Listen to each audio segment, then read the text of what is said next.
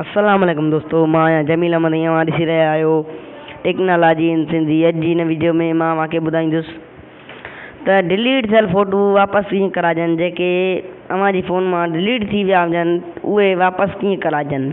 तमामु कम जो वीडियो आहे, बहितरीनु वीडियो आहे। वीडियो खे आख़िर ताईं ॾिसिजो। मुंहिंजे चैनल खे सब्सक्राइब कजो, वीडियो खे लाइक कजो ऐं कमेंट ॾिजो।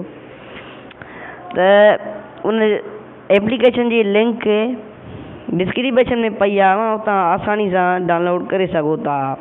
हाणे तरीक़ो मां तव्हांखे थो ॿुधायां त तव्हां कबी कीअं फ़ोटू उहे रिकवर कबा कीअं जेके डिलीट थी विया हुया। त परमिशन वग़ैरह वठंदो, उनखे परमिशन ॾिबी त उन खां पोइ हिते क्विक स्कैन लिखियो पियो आहे ऐं डीप स्कैन। असां डीप स्कैन खणंदासीं। हाणे स्कैन थी रहिया आहिनि फ़ोटू। जेके फ़ोटू मुंहिंजे मोबाइल मां जॾहिं खां मां मोबाइल वरिती हुई तॾहिं जा टोटली फ़ोटू ई ॾेखारींदी। बिल्कुलु बहितरीनु एप्लीकेशन आहे। 1 GB जा फ़ोटू जेके मूंखां डिलीट थी विया हुया, जेके मूं डिलीट कया हुआ, उहे रिकवर थी चुका आहिनि।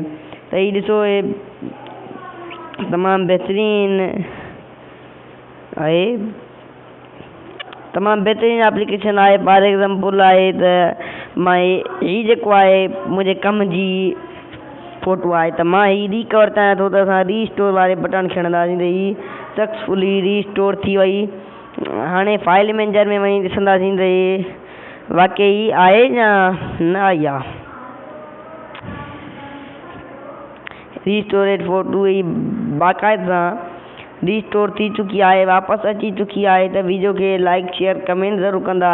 महिरबानी करे मुंहिंजे चैनल खे सब्सक्राइब कंदा त जीअं मां तव्हांखे वधि खां वधि टेक्निकल ॼाण सचाई सां ॾेई सघां। वॾी महिरबानी।